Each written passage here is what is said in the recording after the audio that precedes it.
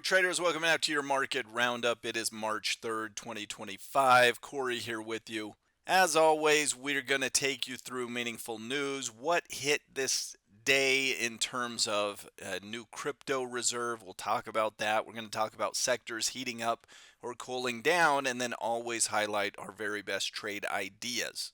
Disclaimer. This video was created for professional stock and option traders. Maverick Trading is a proprietary trading firm that employs professional traders around the world. Our traders trade firm capital and keep 70 to 80% of profits they generate. All trades and analysis in this video are for professional traders only. If you are interested in becoming a professional trader for Maverick, click the apply button in the video description. Let's break down what happened today. So today we really saw the markets roll over hard. So on Friday you saw a nice relief bounce. Today we gapped higher, we sold off. It's an outside reversal. It's ugly and it's not great for markets going forward, generally speaking. So Dow down 1.5%, S&P, Nasdaq, Russell all down 2 to almost 3%. Gold down 2.5, or pardon me, oil down 2.5. Gold actually stronger, plus 1%. So gold would be a safe haven. It would be a flight to safety and getting out of any risk. Now, daily news. So over the weekend, Trump initiates a crypto strategic reserve. Crypto shot sharply higher, as one would expect. Bitcoin basically gave it all back. Now think about that. That is bad. That's horrific price action, given that the U.S. is announcing a huge crypto buying program. So there was a lot of profit taking on that bounce, a lot of locking in, selling, shorting, whatever it was. Trump also dashed hopes of a last minute tariff deal between the U.S. and Mexico and Canada. Seems like the tariffs will move forward as expected. Advanced decline line, 77% of stocks falling, very few rising. 50-period moving average, definitely more bearish, 2/3 of all stocks in a downward trend. So here's the S&P chart. Now, as you look at this, I would highlight something we talked about. I do these market roundups on Mondays, and I talked about the backside of this false breakout. And from false moves come fast moves, and certainly that has played out. As we talked about, expect more downside, expect more selling pressure, because you know where the pain is. And when you can identify the group that's in pain, you can identify where the momentum is likely to continue to carry until they, what we call, capitulate, throw in the towel. No moss, I can't take the pain anymore, and you give up hope, and that's the bottom. Well, today is not that day. We actually tried to bounce, gap higher. It's another sort of trap.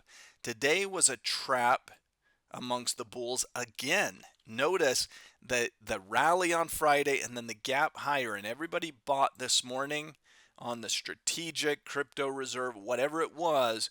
They are in pain, and I would certainly expect more follow through to the downside. Next stop is a piercing of this support. Now, after you pierce and break this support, we might get a little relief rally, but I would anticipate a push down here towards 5750-ish or so before any bounce really has any sustaining power. QQQ, same thing. Outside bearish reversal. Outside reversals where you're higher at the open and lower at the close, the old bearish engulfing or outside day. Again, I would anticipate further follow through selling. And look, it's just poor volume. There is a lot of volume flooding into the markets on the sell side.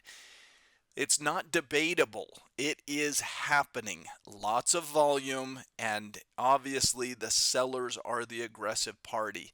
They have to move prices lower to find enough buyers for all of these sellers, and where there's smoke, there's fire.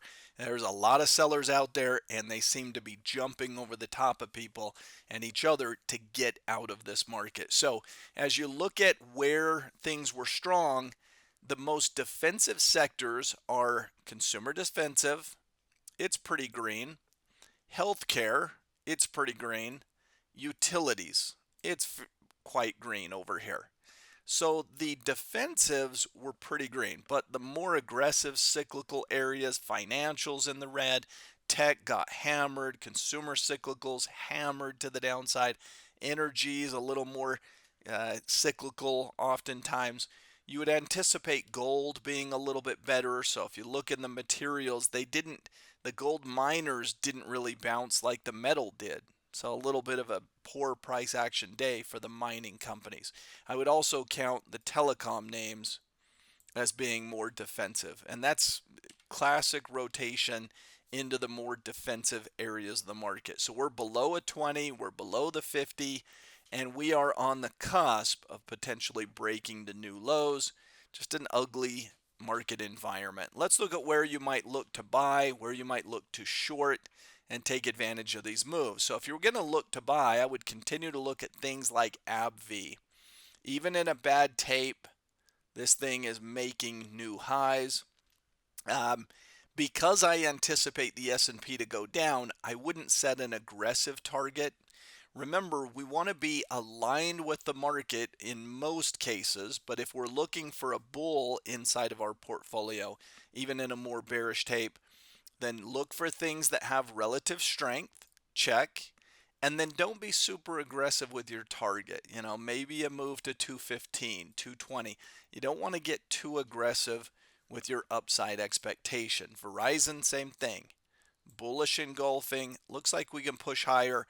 Verizon is a very slow, low beta name, so maybe a $45 price target.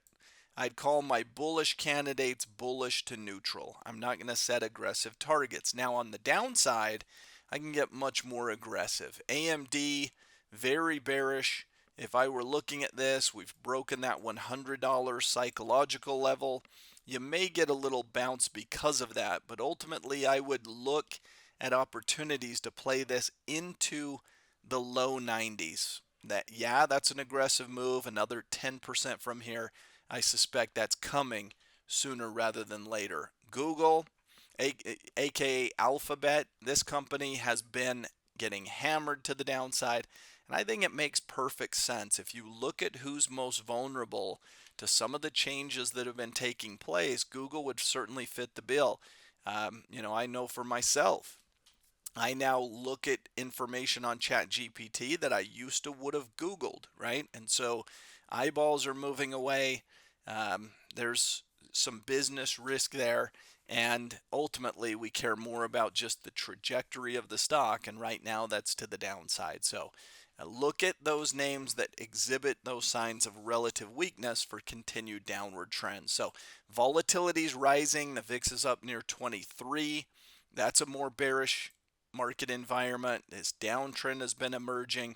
We've talked about it since that false upside breakout. Payrolls on Friday, and then we've got Broadcom, Costco, CrowdStrike, and Target, to name a few companies reporting earnings this week. Have a great week, everyone. We'll see you next time.